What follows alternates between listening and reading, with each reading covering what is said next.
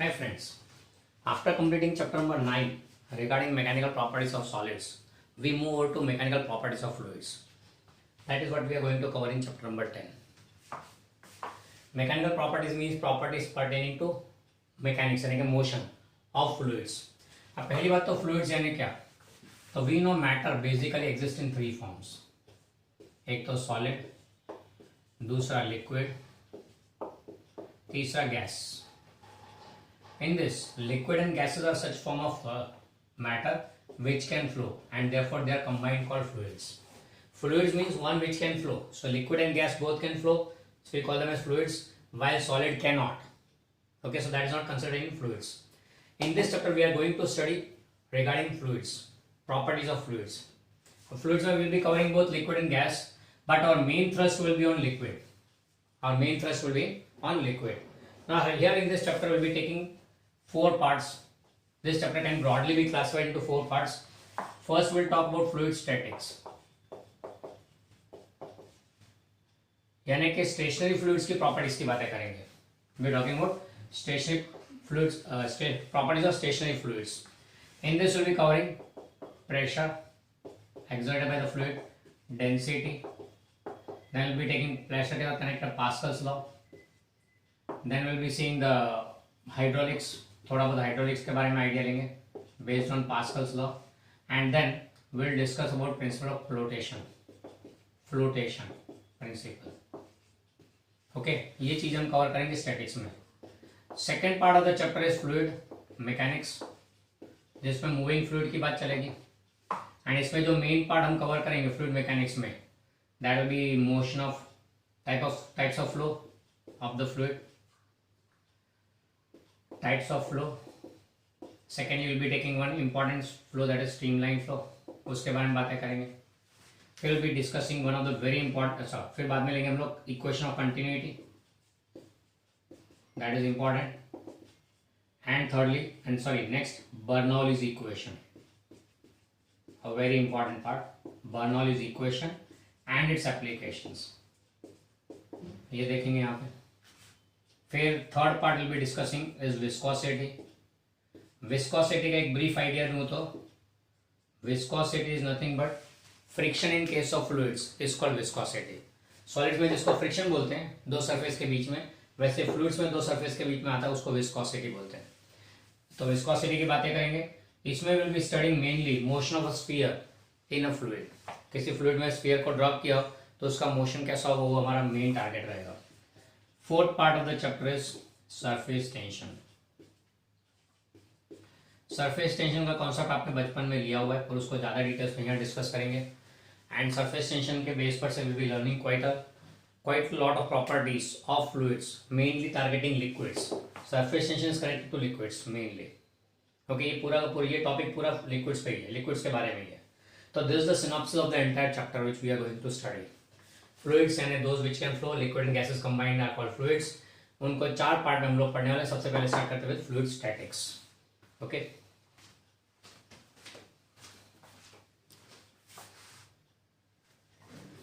चलो चलते हैं फ्लूइड स्टैटिक्स का सबसे पहला concept that is pressure. Pressure यानी क्या, तो बचपन में हमने इसे पढ़ा हुआ है. Pressure means it is force per area denoted by capital P. It is force acting per unit area. बराबर है. अब यहाँ पे विल बिकम मोर स्पेसिफिक क्योंकि force is vector quantity for us. मान लो ये एक सरफेस है एंड इसके ऊपर ये फोर्स लग रहा है, force acting perpendicular to it. बराबर. तो force upon area of the surface that's called pressure. If force is not acting perpendicular, then what to happen? यहाँ पे हम लोग लेते हैं force perpendicular to surface. Force acting perpendicular per unit area of the surface is called pressure. Now, if in case this force is acting like this, ये force यूं लग रहा हो, तो क्या करने का? तो ऐसे केस में we take the component of force perpendicular to surface. We take this component. ये कितना अगर ये एंगल थीटा है तो ये component will be f cos theta. तो उस केस में फॉर्मूला क्या बनेगा? f cos theta upon A. So it is a force or the component of force which is perpendicular to surface per unit area of surface is called pressure. Okay, pressure is purely a scalar quantity. It's a scalar quantity. बराबर है. इसका unit क्या है, sorry इसका dimensional equation है. पहले dimension equation क्या आएगा, तो फोर्स का m1 L1 T minus 2 upon area का L2, so that makes m1 L minus 1 T minus 2. That is the dimensional formula for force. उसके बाद इसके यूनिट की बातें करेंगे. यूनिट की बातें करें तो फोर्स का SI unit is newton per metre square. Force का न्यूटन, एरिया का मीटर स्क्वायर, तो newton per metre square is SI unit of it. Corresponding CGS unit is dyne per centimeter square. That is a corresponding CGS unit. Okay. Now, it is many times other units which are popular for pressure. Now, ये तो unit कब आया existence में? After SI unit system came into existence somewhere in 1940s. पर उससे पहले क्या था? तो उससे पहले बार लिया जाता था, unit of pressure, bar. Now, 1 bar is nothing but 1 Newton per meter square. Sorry, 1 Pascal. Pascal was taken as a unit. Newton per metre square बोलो या फिर दूसरा यूनिट है पास्कल. पूरा नाम लिखा तो ऐसा, नहीं तो शॉर्ट फॉर्म में लिखना तो PA, capital PA. 1 pascal is nothing but 1 newton per metre square. Okay. फिर आता है 1 atmosphere. 1 atmosphere is 1.013 into 10 raise to 5 newton per metre square. ये एटमॉस्फेयर प्रेशर के लिए इंडिकेट करता है, atmosphere pressure. And this pressure corresponding to sea level. Okay. फिर बाद में आता है 1 bar. 1 bar is taken as 10 raised to 5 Newton per meter square. Now Pascal and bar are the old units. Newton per meter square and atmosphere are the new units. बराबर है. Atmosphere bar is almost the same. 10 raised to 5 1.01 है, so you can neglect 0.13 also, and you can say they are almost the same. तो pascal and newton per metre square are same, atm atmosphere and bar are same. Okay. Now here pressure को यू भी लेते हैं in terms of height of mercury column. Height of mercury column. ऐसा क्यों? क्योंकि pressure को मेजर करने के लिए जो डिवाइस यूज करते हैं उसको हम लोग बैरोमीटर बोलते हैं. Mercury barometer. Barometer is a pressure measuring device. देखो मीटर एंड मेजरिंग डिवाइस क्या मेजर करता है? Bar. Bar means pressure. Bar is unit of pressure. तो pressure measure करने का device is called barometer, and that barometer works on the base of mercury column. तो कैसे measure करता हो देखें. तो सॉरी क्या वैल्यू देता है यहाँ पे? तो 1 atmosphere is taken as 760 millimeter height of mercury column. Mercury column. So it is also denoted by 760 mm Hg. Now जब mm Hg लिखा हो तो समझ जाने का ये एटमॉस्फेयर की बात करें, प्रेशर की बात करें. This 1 millimetre height of mercury column. 760 millimetre height हो तो 1 एटमॉस्फेयर होता है. फर्दर एक और यूनिट डिफाइन किया हुआ इसमें 1 torr. Torr is 1 millimetre height of mercury. 1 millimetre height of mercury column. That's 1 torr. And its value comes out to be 133.9 newton per metre square में. कैसे लाई ये वैल्यू? तो प्रेशर का formula in terms of height of mercury column is given as pressure in terms of height is given as P equal to H rho g. एक और formula आगे pressure का जो आप यहाँ पे लिख सकते हैं, pressure is equal to H rho g, where H is height of liquid column, rho is the density of liquid, and g is the gravitational acceleration. अब यहाँ पे अगर देखें तो हाइट कितना है? 760 मिलीमीटर, यानी 760 into 10 raise to -3 into density of mercury 19.6 into 10 raise to +3 into g का वैल्यू 9.8. ये सब मल्टीप्लाई करो तो इतना आ जाएगा 1.013 into 10 raised to 5. Okay, it comes this much. So that is regarding how to get the pressure. And 1 millimeter लेके करो तो 1 into this करो तो ये पूरा आ जाएगा 1 टॉर का value. Okay, so that's the pressure का एक और फॉर्मूला H rho g. ये हम लोग बाद में भी देखते हैं. Pressure due to height. Clear? ये हो गया regarding pressure. Please go through it.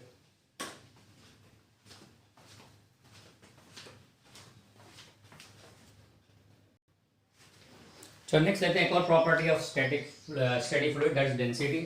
Now density is defined as mass per unit volume. It is defined as mass per unit volume of a substance. That's called density. ये density का formula हो गया. इसका dimensional formula तो mass का m1 l0 t0, volume का m0 l3 t0. So that makes m1 l minus 3 t0. That's the density का dimensional formula. Then comes unit. Unit of density is mass upon volume, so kg upon meter cube. Okay. Now liquids के बारे में बात करो तो liquids की बात करो, फ्लूइड्स में दो type, liquids and gases. Liquids are normally incompressible, so therefore their volume is almost constant, therefore density of the liquids are almost constant. Standard case क्या है ये वाटर के लिए, तो for water density is taken as 10⁻³ kg per meter cube, ऐसा ही system में 1000, and CGS system में 1, density of water in CGS is taken as 1 gram per centimetre cube. Okay, ये कब किस टेम्परेचर पे, तो एट 4 डिग्री सेल्सियस, क्योंकि 4 degree Celsius पे water enjoys maximum density and that's taken as a standard. इसको kelvin में लिखो तो 277 केल्विन, ऐसा यूनिट से प्रेफर करें इसे, प्लस 273 करो तो 277 केल्विन हो गया। तो वाटर की density 10⁻³ at 4 degree Celsius, that is 277 kelvin. This is taken as the standard value of density of water. So if water is involved in your numerical or any practical, then don't wait for the examiner to give you the value. You can directly take the value of density of water as 10⁻³ or 1 gram per centimeter cube. Furthermore, gases के लिए, gases are highly incompressible, highly compressible, क्यों? क्योंकि उनका value volume very होता है, volume varies, तो उनके लिए डेंसिटी भी वेरी होती है। Okay, as gases are compressible their volume varies and hence their density also varies, therefore density varies. And वो भी कैसे, तो volume varies due to pressure, तो फिर डेंसिटी क्या होगा, तो डेंसिटी डिपेंड्स ऑन प्रेशर। तो गैसेस के लिए density depends on pressure, liquids तो हाईली नॉर्मली इनकम्प्रेसिबल, इससे वहां तो पॉसिबल ही नहीं है। फिर एक और बात यहाँ पे जो एक्स्ट्रा इंफॉर्मेशन देके दिया, inverse of density is called specific volume, it's called specific volume. हमारे कुछ ज्यादा ये काम नहीं आता, पर जस्ट फॉर नॉलेज, कहीं किसी ने 1 मार्क में पूछ लिया तो काम है, specific volume that's inverse of density. फिर बात करते हैं डेंसिटी को कंपेयर करें स्टैंडर्ड वैल्यू के साथ, तो उसको बोलेंगे relative density. When density of a substance is compared with the standard value, कौन है स्टैंडर्ड, वाटर की डेंसिटी कंपेयर करो तो that is called relative density और स्पेसिफिक डेंसिटी, या फिर तीसरा नाम इसका है specific gravity. Any of the 3 name can be used, 3 में तो कोई भी नाम यूज कर सकते। तो रिलेटिव डेंसिटी यानी क्या, density of a substance upon density of same volume of water at 4 degree Celsius या फिर at 277 केल्विन, बोलो 4 डिग्री सेल्सियस या फिर 277 केल्विन। ओके, तो density of substance upon density of same volume of water, sorry density of pure water, density of pure water at 277 kelvin या फिर 4 degree Celsius. Okay, ये relative density हो गया। अब density is given as mass upon volume, तो अगर इसको लिखे तो mass upon volume of substance हुआ, ये mass upon volume of substance हुआ, तो यहां होगा मास अपॉन वॉल्यूम ऑफ वाटर। अब वॉल्यूम इक्वल लेके कैंसिल कर दो तो क्या बनेगा, ये relative density can also be given as mass of substance upon mass of same volume of water, substance जितना volume, same volume of water at 4 degree Celsius या फिर 277 केल्विन। ओके, ये भी ले सकते हैं रिलेटिव डेंसिटी का फॉर्मूला। रिलेटिव डेंसिटी बोलो, स्पेसिफिक डेंसिटी बोलो या स्पेसिफिक ग्रेविटी बोलो, इसका मेन पर्पस क्या है रिलेटिव डेंसिटी का, to compare the density of given substance with respect to water, and water के लिए तो स्टैंडर्ड 10⁻³। तो अगर आपको रिलेटिव डेंसिटी दिया हो तो मल्टीप्लाई 1000 करो तो डेंसिटी ऑफ द सब्सटेंस आ जाएगा। ओके, मल्टीप्लाई 1000 करो तो डेंसिटी ऑफ सब्सटेंस आ जाएगा। क्लियर अबाउट दिस, ये हो गया डेंसिटी के बारे में। Just go through this one.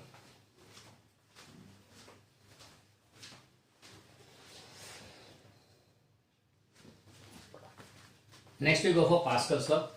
Pascal's law क्या बोलता है, इसका स्टेटमेंट को जैसा कहता है कि when a substance inside of water, when a substance inside water, equal pressure, sorry water नहीं कोई भी liquid, equal pressure exerts on all sides, यानी pressure is equal in all direction. ये सपोज यहाँ पे लिक्विड भरा हुआ है, इसके अंदर कोई सब्सटेंस रख दिया तो सब्सटेंस पे equal pressure in all direction, equal pressure is exerted on the substance in all direction. That's what it says. So that's Pascal's law. Equal pressure in all direction. Fluid exerts equal pressure in all direction. इसका एक example देखें तो कुछ ऐसा था कि suppose this a cylinder, ये cylinder में यहाँ पिस्टन रखा हुआ है, हमने यहाँ पिस्टन रखा हुआ है एंड यहाँ लिक्विड भरा हुआ है. अब चलो एक और इसको चेंज करते हैं. There is a hollow sphere जिसको ऊपर से ऐसे कनेक्ट किया हुआ है एक ट्यूब के साथ जिसमें पिस्टन लगाया हुआ है एंड यहाँ लिक्विड फिलअप कर दिया, यहाँ लिक्विड फिलअप कर दिया.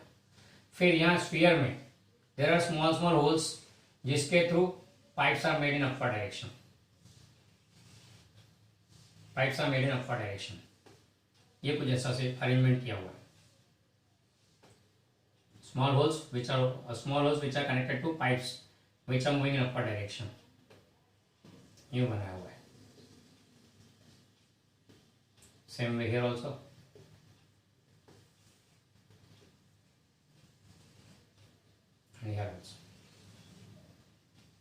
अब ये जो अरेंजमेंट है इसमें वाटर भरा हुआ है. हम वाटर को ध्यान में रख के बात करते हैं. कोई भी लिक्विड के लिए it applies. Now when you press this piston downwards, तो पिस्टन ये प्रेस होगा तो वाटर विल बी कंप्रेस्ड. अब water is incompressible, so what will happen? Water will rush with equal pressure in all directions. हर एक direction में water equal pressure से rush करेगा. सिंपल सा इसका एग्जांपल लेना हो तो पिचकारी के पीछे बलून लगा दो जिसमें होल्स रखो एंड फिर पानी भरो अंदर, तो हर एक होल में से इक्वल प्रेशर से पानी बाहर आएगा. अरे ये हमारा होली का बहुत कॉमन एक्सपीरियंस है कि इन all directions the water be coming out in equal form with equal pressure. तो यहाँ भी ऐसे होगा एंड ये पानी इक्वल प्रेशर में ऊपर आएगा तो यहाँ पे बिकम अ फाउंटेन. बराबर है, ये फाउंटेन जैसा हो गया.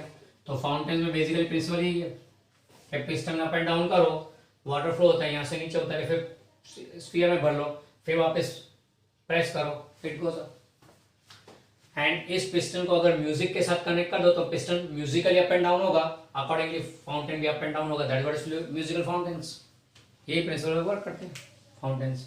Okay, so that's again Pascal's law. Liquid applies equal pressure in all direction. Equal pressure in all direction. ये बेसिकली Pascal's law. इसके एप्लीकेशन बहुत खतरनाक है. Equal pressure in all direction. अब देखो अगर प्रेशर इक्वल है एक पोजीशन पे और दूसरे पोजीशन पे P1 इक्वल टू P2 तो F1 upon A1 equal to F2 upon A2 हुआ. ये Pascal's law का बेसिक प्रिंसिपल हुआ. अब इसका यूज करते हैं हम लोग हाइड्रोलिक लिफ्ट में. कैसे? तो एक छोटा सा सिलेंडर लिया, बराबर, ये छोटा सा सिलेंडर लिया, उसको कनेक्ट कर दिया एक बड़े सिलेंडर के साथ. बड़े सिलेंडर के साथ छोटे सिलेंडर में छोटा पिस्टन रखा हुआ है जहां पे यहाँ पे लोड रखने के लिए प्लेटफॉर्म बना है. बड़े सिलेंडर में बड़ा पिस्टन रखा हुआ है जिसके साथ एक प्लेटफॉर्म कनेक्ट किया है यहाँ पे बड़ी चीज रखने के लिए. दोनों बॉटम से कनेक्टेड है. यहाँ लिक्विड भरा है, यूजुअली वाटर ले लो या कोई ऑयल, बराबर, यहाँ रख दिया और वाटर भर दिया. अब यहां पे कार खड़ी कर दो. कार का मास कितना है? Let's say mass here is 1000 kg. So pressure exerted, sorry force exerted by this mass कितना है? वेट फोर्स इसका mg एंड दैट इज 10⁴. 10 को g का वैल्यू हमने 10 ले लिया अभी फिलहाल, 10 मीटर पर सेकंड स्क्वायर. तो फोर्स कितना हुआ? 10⁴ newton. Area of the surface of this piston let's take it as 10 metre square. 3/3 metre हुआ, बराबर. तो ये हो गया 10 मीटर स्क्वायर. तो प्रेशर कितना अप्लाई होगा यहाँ पे? P2 equal to F2/A2 and that will be 10⁻³ newton per metre square. Okay, इतना प्रेशर यहाँ अप्लाई होगा. 10⁴ upon 10 that's 10⁻³.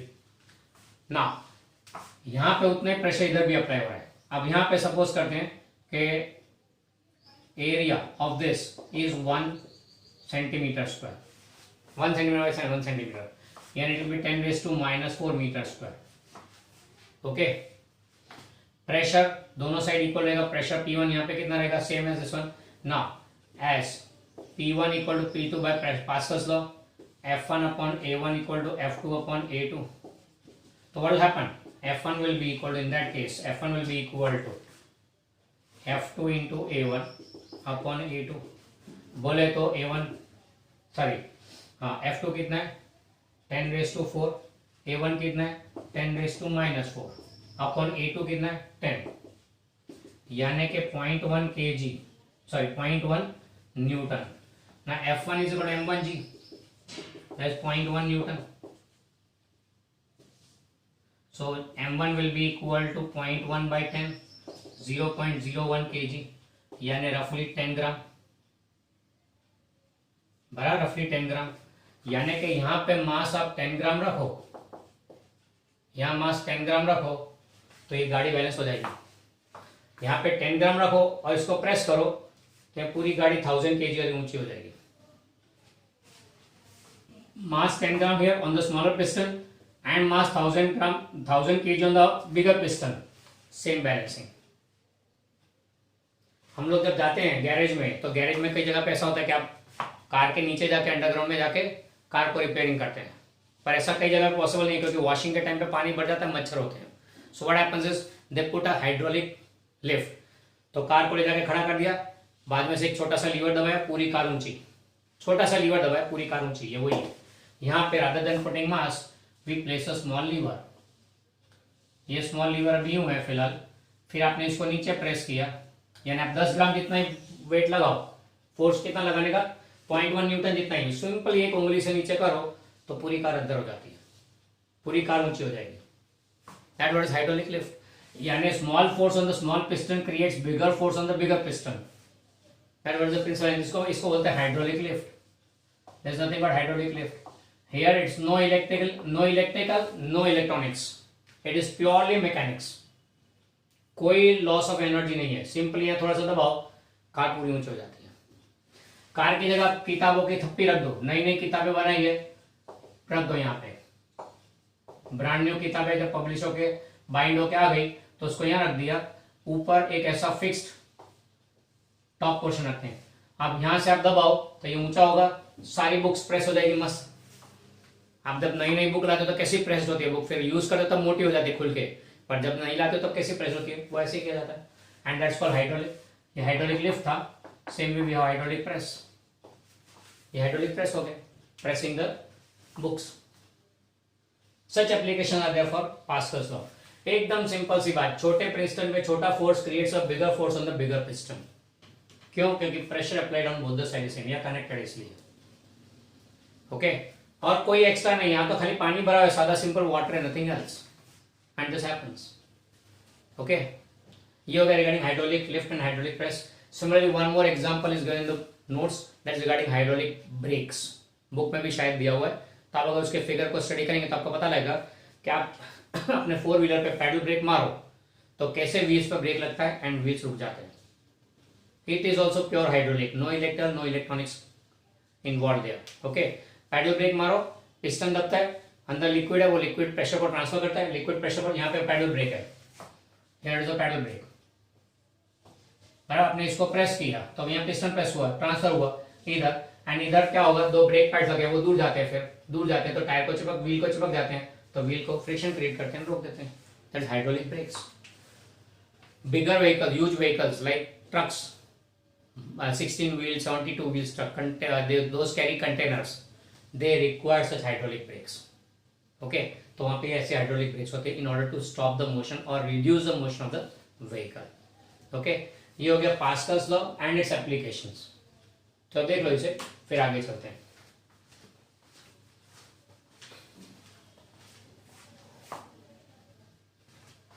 So next we go on for pressure at a depth. ना pressure at depth की बात कैसे, जैसे हमने प्रेशर ड्यू टू हाइट लिया था, एक ट्यूब में लिक्विड कॉलम राइज हुआ है, तो इसके कारण यहाँ पे प्रेशर कितना, तो pressure due to height of liquid column as P equal to H rho G। The same applies for depth also. Suppose ये वाटर सरफेस है, ये लिक्विड का सरफेस है, या नीचे liquid, you can talk about lake, sea, ocean, river, anything.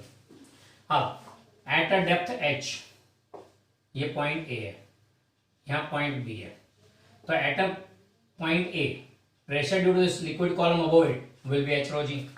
Pressure due to liquid column will be equal to H rho G at point A. बराबर है।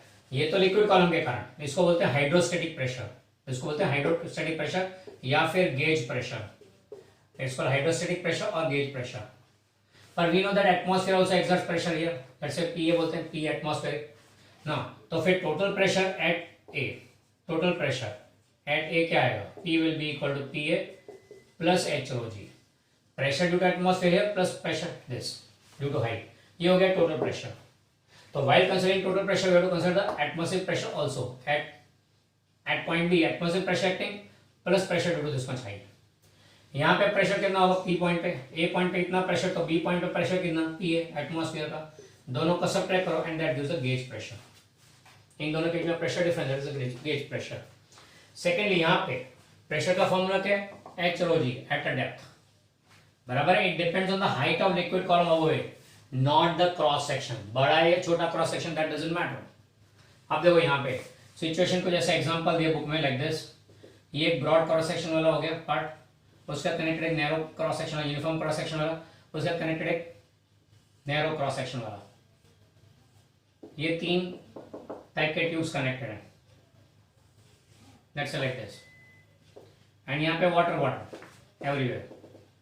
अब यहाँ पे तीनों में we have taken the height of water same, obviously same रहेगा क्योंकि atmosphere pressure same है, बराबर है. अब तीनों पे atmosphere pressure same, we find that pressure here and pressure here also same. भाई ये तो ब्रॉडर क्रॉस सेक्शन है, नैरो, ये भी नैरो है, तो ऐसे कैसे सेम हो गया. We know that pressure is equal to force upon area, depends on the area. पर यहाँ पे pressure does not depend on area, it depends only on the height. Whether area is broad or narrow, it doesn't matter, the pressure remains the same. Even though pressure is force point area, depending on the area on which the force is acting, but in case of hydrostatics, यानी water flowing या liquid के case में, तो pressure at a depth does not depend on area. Cross section area broad हो या narrow, it doesn't matter, it depends only on the height. अजीब सी बात है, pressure का फॉर्मूला बोलता है pressure depends on area, पर ये प्रूव करता है कि नहीं, pressure does not depend on area. This is called hydrostatic paradox. It's called hydrostatic paradox. Hydrostatic तो समझे water in steady form, पर paradox यानी क्या, paradox is an irony. Irony क्या बता रहा है, प्रेशर का फॉर्मूला, बेसिक फॉर्मूला प्रेशर का क्या है, force upon area, area is involve, पर फिर भी इस सिचुएशन में area is coming nowhere. Area बड़ा हो या छोटा हो, it doesn't matter, the pressure remains the same अगर हाइट ऑफ कॉलम सेम हो तो. And that's called irony in case of hydrostatics, and that's hydrostatic paradox. Okay, ये हो गया प्रेशर एट अ डेप्थ के बारे में.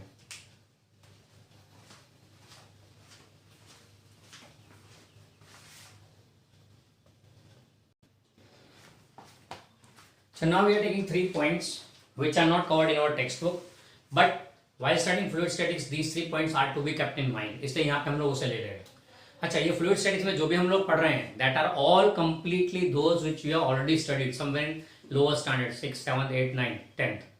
ये सारे के सारे पॉइंट हमने स्टडी किए, नए नहीं है, पर we are just taking a revision and we will be advancing them further. Buoyancy की बात करें तो बॉयंसी क्या है, तो सपोज ये लिक्विड इस वेसल में है, लिक्विड यहाँ तक भरा हुआ है वेसल में, तो सपोज पूरा वेसल भरा हुआ है लिक्विड से. अब इस वेसल में अगर कोई सॉलिड को एंट्री कराएं, if we immerse a solid here inside the liquid, if we immerse a solid inside the liquid, we find that this solid experiences an opposing force. The solid experiences an opposing force. As solid enters a liquid, it always experiences an opposing force, and this opposing force is called buoyant force. It's called buoyant force. We'll denote it by FB. And ये कितना होता है? Buoyant force is given as m0 into g, where m0 is the mass of the liquid displaced. Mass of the liquid displaced, and can be given as mass is volume into density. Density कितनी, liquid की, displaced liquid की. Okay, volume किसका, इस substance का, density किसकी, liquid की. तो substance का volume क्यों, क्योंकि Archimedes principle यहाँ एंट्री मारता है. Archimedes principle क्या बोलता है? Archimedes principle says that whatever volume of substance enters a liquid, whatever volume of substance enters the liquid, equal volume is displaced. जैसे आप इसको अंदर घुसाओगे तो यहाँ से लिक्विड ओवरफ्लो होगा. कितना लिक्विड ओवरफ्लो वो कनेक्ट किया आर्किमिडीज ने, तो उसे क्या मिला कि उसका वॉल्यूम एंड इसका वॉल्यूम दोनों same, volume of the solid substance and the overflown liquid is same. यानी कि whatever volume of the substance enters the liquid, whatever volume of the substance enters the liquid, that much amount of liquid is displaced out, that much volume of liquid displaces. यानी Archimedes बोलता है volume of solid entering is equal to volume of the displaced liquid. displace liquid. So whenever a solid body enters a fluid में fluid generally बोले तो whenever it enters a fluid, the equal volume of liquid overflows, displaces. अगर ये पूरा भरा है तो overflow होगा, पूरा नहीं भरा है तो लेवल राइज होगा. थर्स्टी करो की स्टोरी, पत्थर डालते गया, जितना वॉल्यूम का पत्थर अंदर गया उतना वॉल्यूम ऊंचा आया, लिक्विड डिस्प्लेस हुआ, और थोड़े पत्थर डाले और ऊंचा आया, और थोड़े पत्थर डाले और ऊंचा आया. थर्स्टी करो की स्टोरी है. तो यही तो है, आर्किमिडीज प्रिंसिपल का यूज कर रहे हैं. Okay, and whenever it enters there is an opposing. ये लिक्विड जब डिस्प्लेस हो रहा है तो liquid opposes the motion of the entry of the solid. Volume solid का और लिक्विड का सेम है, लिक्विड डिस्प्लेस इन सॉलिड का वॉल्यूम सेम है, तो volume of solid into density of liquid. ये हो गया बॉयड फोर्स का formula. Okay, so when a substance enters a fluid, अब देखो तो सिचुएशन क्या है. ये लिक्विड है, इसके अंदर सब्सटेंस को एंट्री करवाई, तो सब्सटेंस जब अंदर है तो दो फोर्स एक्सपीरियंस करता है. एक तो उसका weight force mg downward direction में, एंड दूसरा buoyant force in upward direction. Let's say Fb, हम लोग इसको Fg बोल देते हैं, ग्रेविटेशनल फोर्स या वेट फोर्स. बराबर है, चलो इसको W बोल देते हैं, W वेट फोर्स. तो W weight force and buoyancy force in upward direction. What we find that if weight force is bigger then buoyant force, what will happen? अगर वेट फोर्स ज्यादा है बुओयंट फोर्स है तो क्या होगा? More force in down direction, तो the substance will sink. Okay, substance sinks. अगर weight force is more then substance sinks. अगर weight force is less then FB. अगर FB ज्यादा है weight force कम है तो what will happen? The liquid will not allow the entry, यानी substance will float क्योंकि weight force कम है. तो ऐसे केस में substance floats completely over the surface. यानी सिचुएशन कैसे दिखेगा? इसमें substance यहाँ पे होगा क्योंकि उसका weight force Fg is less than the buoyant force Fb. ऐसा हो सकता है. हाँ, वुडन पीस रख दो, वुडन पीस रखो पानी में तो ऊंचा रहेगा, it float over the surface of water क्योंकि वुड का weight force is less as compare to buoyancy force exerted by water. तीसरा, अगर दोनों इक्वल हुआ तो क्या? ज्यादा हुआ कम हुआ पर इक्वल हुआ तो substance partly inside partly outside. Partly inside substance कैसा रहेगा? Partly inside and partly outside. बराबर, आधा अंदर आधा बाहर. That way it will be found. यानी दिखेगा सिचुएशन कैसा? इस तीसरे केस में ये लिक्विड है, ये ऐसा हो गया, वेट फोर्स और बुओयंट फोर्स दोनों equal in nature, equal in value, तो उस केस में ऐसा दिखेगा. And this is nothing but this called principal of flotation. Body किस कंडीशन में फ्लोट होगा, किस कंडीशन में सिंक होगा? फ्लोटेशन. किस कंडीशन में फ्लोट होगा, किस कंडीशन में सिंक होगा, वो यूं पता लगता है.